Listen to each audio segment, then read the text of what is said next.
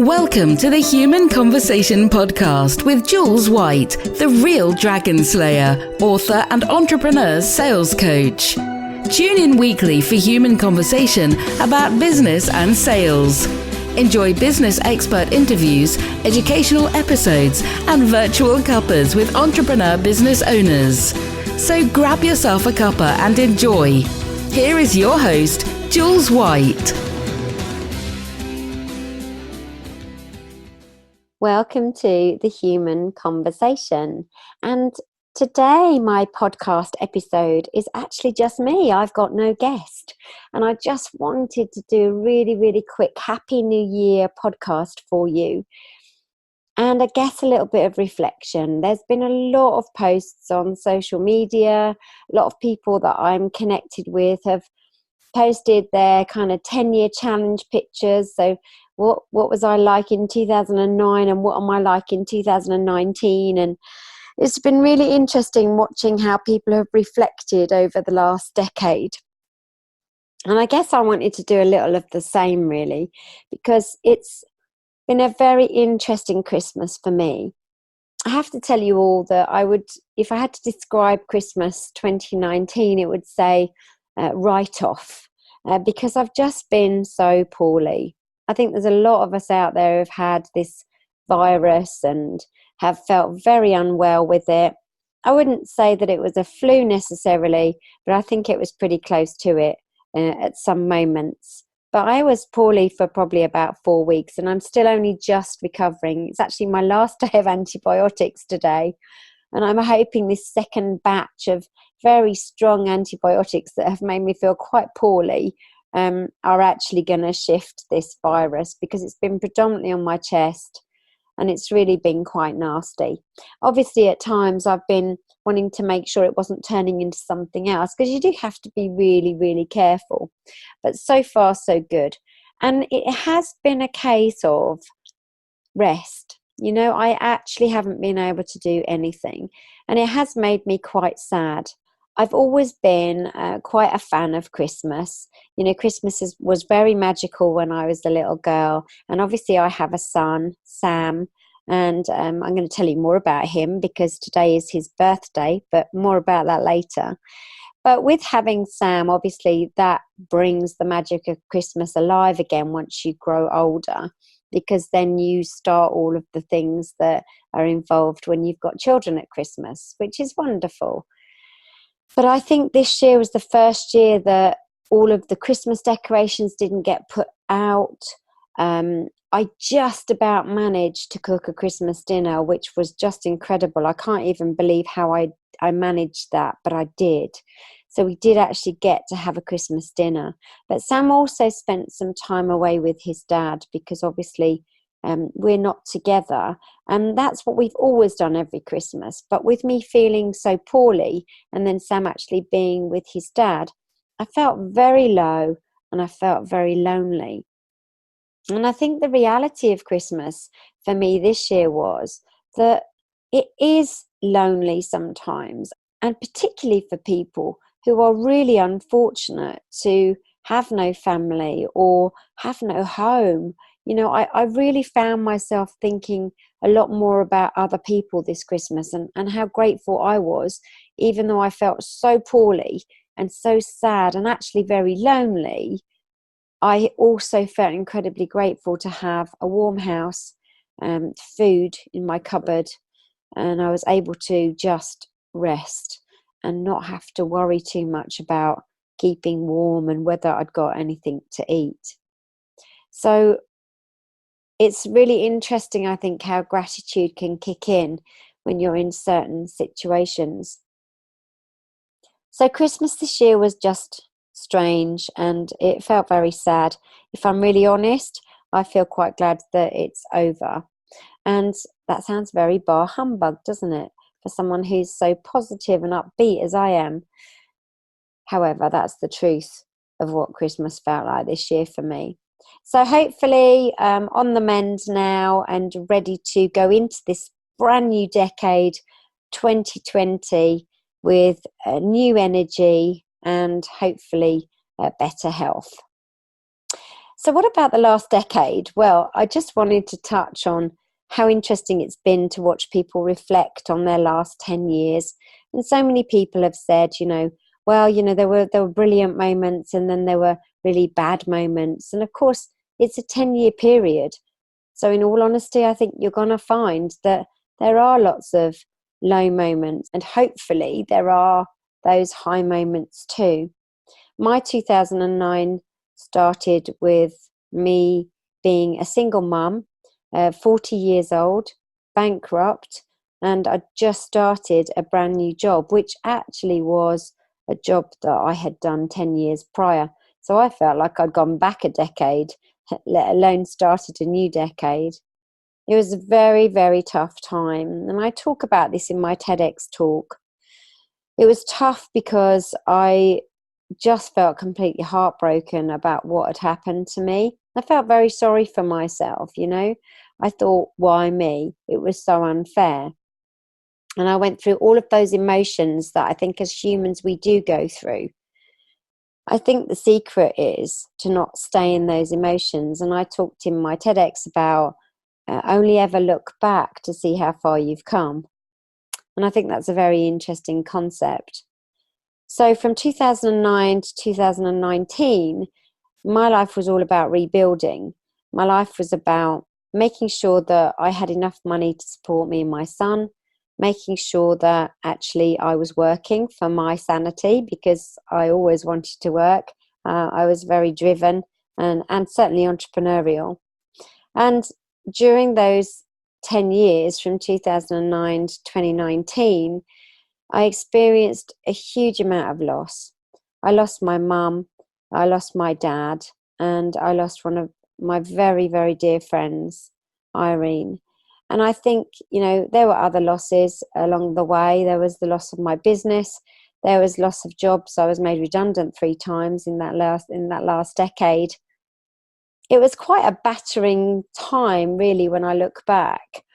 But each time something happened, when I think about it, it was about, what do I do next? How do I get back up? That whole bounce back ability that I also talked about. And it's a lovely word.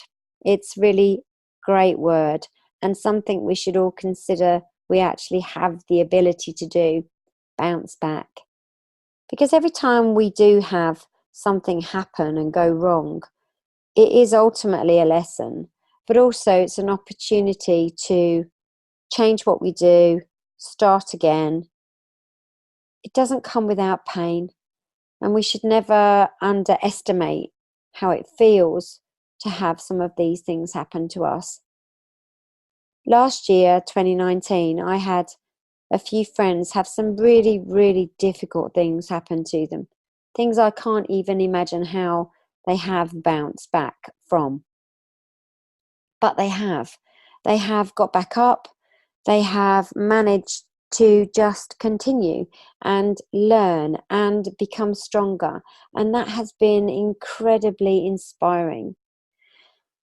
There's always a way to get back up, but it's not always easy for us to understand how that's possible.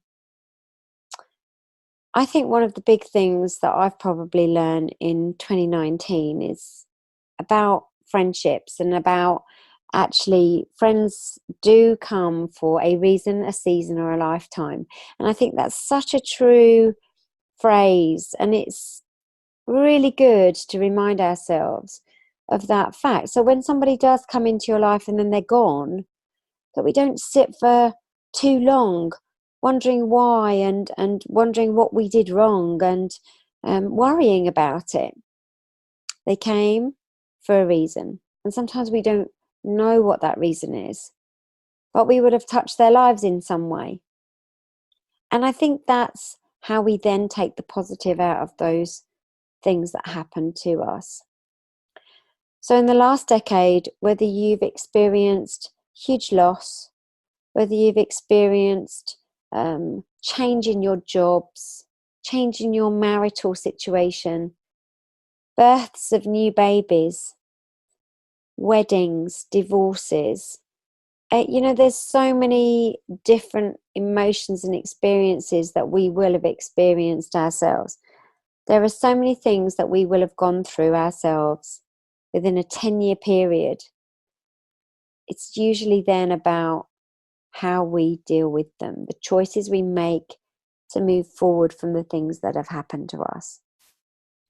And I guess I wanted to make this podcast just to give you some food for thought, that it's okay to not be okay. It's also okay to just take it as slow as you need to take it. Anything that involves loss usually comes to a place of grief for us. Grief is a very interesting thing that none of us can predict, and we will all go through in a different way. There's a really wonderful TEDx talk by Holly Matthews, which I'll put the link for in the notes for this podcast. She had a really terrible experience, which I won't share because I'll let you look up her TEDx to hear her story. But actually what really struck home for me was how she talked about not staying in the mode of victim, because while you do, you can't then find happiness. And it's really, really true, and it's really interesting concept for us all to understand. Life's very short and life is very precious. And what I always want is for people to understand that they are really uniquely beautiful, and that actually it's about moving on through our lives in the very best way that we can. I can't live your life for you, and none of you can live my life for me. And also at the end of 2019, I created the UHP in my business, the Unique Human Proposition. And do you know what? It really dawned on me that not only was this going to be helpful in business and in sales methodology, and to help businesses understand how they can be so unique through their people, and that their people are their greatest assets. It also helped me to realize that actually all of us can learn from UHP. Every one of us is unique. There is no one else on the planet like you, and there is no one else on the planet like me. And so, going into the new decade, the biggest thing I would love all of you amazing people, my followers and the people who listen to my podcast and follow my work, I would love all of you to do one thing, and that is embrace who you uniquely are, and understand that the greatest thing we have is our uniqueness. But not only that, the greatest thing we have in life is human connection. And that is what we will always need. And that is how we will always be able to grow, by connecting on a human level. I said I'd talk about my son. And just briefly I will, because today is his 15th birthday. He came along in 2005 on New Year's Day, and he rocked my world. I was so lucky. I had a home birth, I had a water birth, and he came into the world in the most beautiful, calm way at 3 minutes to 3 in the afternoon. And today he's 15 years old. I can't quite believe that he is now that old, but he's still got this beautiful, calm energy to him. And he's such a wonderful, kind, mature and thoughtful human being. I am incredibly proud of him. So every New Year's Day isn't just a celebration of a new year for us. It's a celebration of his birthday. So a very happy birthday to my beautiful son, Sam. A happy birthday to anyone else who's listening who might also have a New Year's Day birthday, because I know there's a few of you out there. But most important, a very, very happy new year to all of you. It is the beginning of a new decade. It's the year 2020. And it's up to us if we want to make it a really special year. But I hope it is for all of us. Thank you for listening to my podcasts. There are many more to come with some fabulous guests. And I hope you enjoyed my solo ramblings today. Just wanted to reflect with you.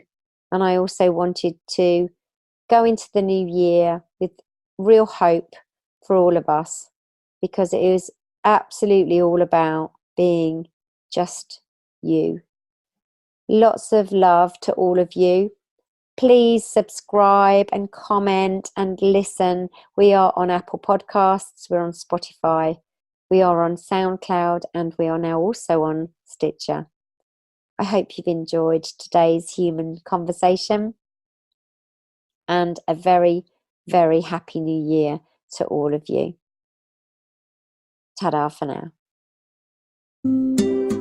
You've just been listening to the Human Conversation podcast with Jules White. To find out more about the other work that Jules does, please visit her website www.liveitloveitsellit.co.uk. And if you enjoyed the podcast, then please do leave a rating and review on the platform you use to enjoy her show. Thanks for listening, and see you next time.